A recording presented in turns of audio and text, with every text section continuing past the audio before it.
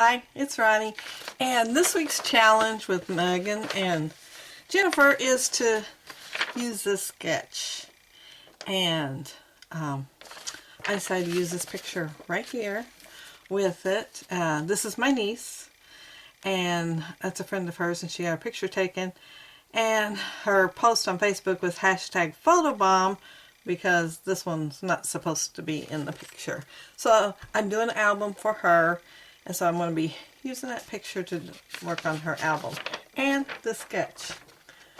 And I had ordered some K & Company kit for some of her pictures, and I just can't find a place to lay this so I can still see it. Well, right here. There we go. So I got these in, and there was paper also, but those I might be using. And I'm going to use the white enamel dots on here that I got from Liz. Hi, Liz. And these are mistables, but I was wanting white, and these are white for the photobomb, hashtag photobomb. And oh, these came in there too. And then I also had these, and they're mistables. And but like I said, I'll probably leave them white. And then I had this paper, and I'm trying to think the name of it. I think it's K & Company also. It's textured. And so this one has that texture, and this one has lines in it. And I'm going to use one of these for the background.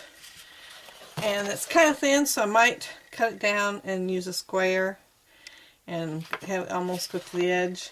And then the paper for the layering, I am going to use this paper right here that my daughter got me a couple of years ago.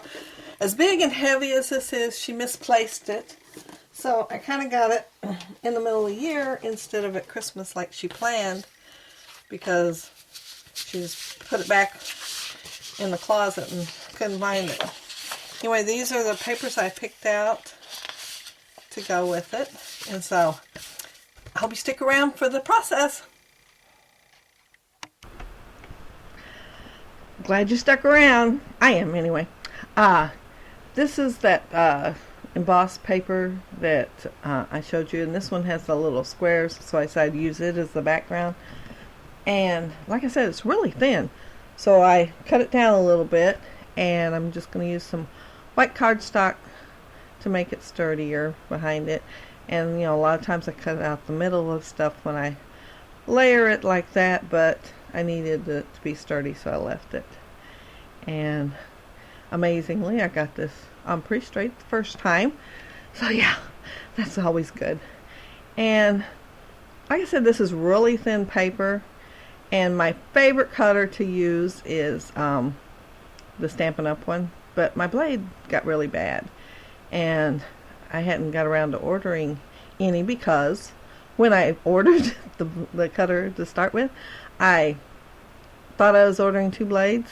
I don't know if I made a mistake or they made a mistake, but see, you can see where I'm having trouble here.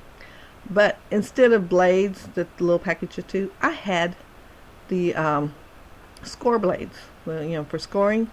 And of course, that's not doing me no good. So I drug this one out, thinking maybe the blade would be better. And no, it's not.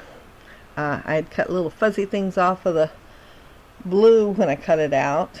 And then I went to cut this thinner paper, and it wasn't working at all. So I used a pencil and trusty old scissors and cut them out. And this cutter, I like it for making cards, which I'm going to have to pick up another blade for it. But it's great for making cards if you're going to make fancier cards that have folds in different places, because it's scored all along there, and you can decide what you want to do. And you can also do scoring, like that paper that I'm going to use that's blue. I can actually make it on here because it scores right along there. And this paper is really, really pretty. It may be thin, but it's really pretty. It has great colors.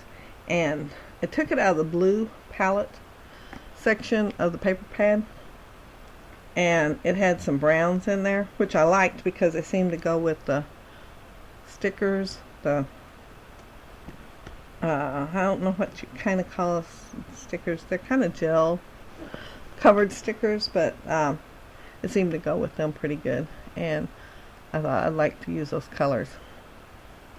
And the striped one I think is my favorite. It's really pretty. And I did cut out the ledger paper because it does have a place for journaling to the left of the picture in the sketch, and I thought my niece could do some journaling there. And I'm going to make a couple of banners. I'm going to make one with this one, and then I'm going to make it with the blue stripe embossed paper. And that's why I picked the one with the squares for the background, because I wanted the vertical stripes for my banner. And here I cut this down, and then later I decided I want it longer, which I wanted it longer than what it was there, so I'm going to end up cutting it in half and making it longer. And I'm trying to decide how long I want that banner to layer. And this time I decided, since it took me 2 tries on the first banner, I just kind of fold it over, since it is thinner and folds over pretty easy.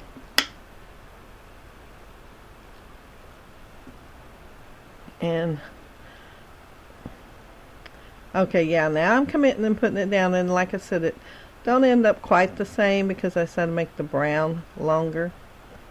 I pull it up there, and I think it looks kind of short, and you know, I'd already cut an inch off of it, I think, and so yeah, I am making it longer. And I didn't make a banner out of it, but I did make a banner out of the couple other pieces.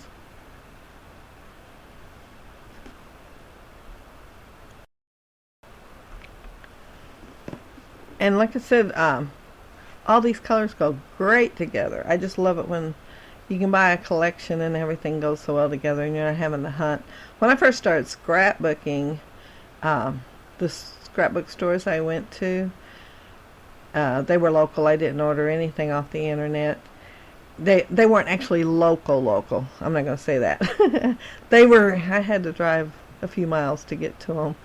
But we had one in town, and then I drove to the others. But they didn't have papers that matched that good. So mostly I'd use cardstock and maybe a little bit of paper, because I couldn't find things I thought that matched. And I love it when they match so well, and you don't have to do anything. But yeah, all these match really good. And I had decided when I started to lay that picture down that I needed something to make it pop a little bit more, so I got the last paper that I hadn't used and cut it for the photo mat. But I decided I needed it to pop just a little bit more, so I grabbed that striped embossed paper and decided to put it behind the picture to make it pop.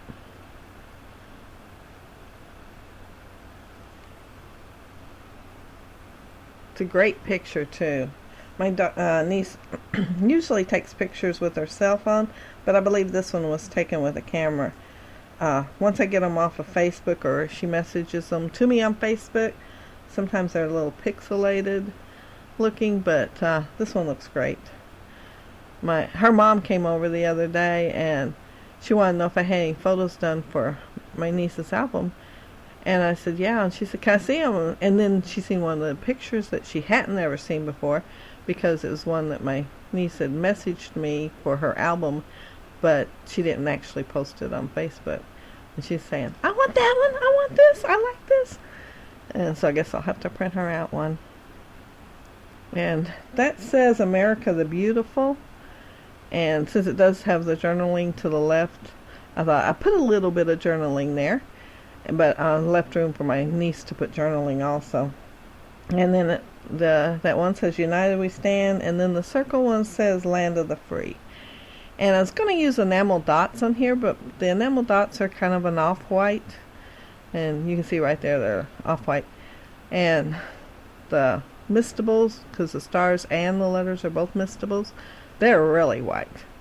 So I decided to use them as kind of like enamel dots. and just kind of scatter them. I was planning on using them in the same size in a straight line, kind of like insignia or something, if that's the right word, and put them somewhere on the page. But since I couldn't use enamel dots, I scattered them instead. But that's my layout. Love to have you join in on the challenge. Next week's challenge is make your own background. So if you want to make one this week and join in on the challenge, we'd love to have you. There's my layout and great colors for their uniforms. Like I said, I really like this paper, especially for layering. And there's the hashtag photobomb. And like I said, they're mistables. And I think they would probably have like stripes in there once you mist them and rub some off. But so far all I've used them for is as white. And you can see this texture on the stars, and I think it's just textured. But the letters I think are striped. And that's the last little bit. But it was a fun layout. And thanks, Megan and Jennifer. Jennifer picked this sketch out. Great sketch. And thank you all for watching. Bye.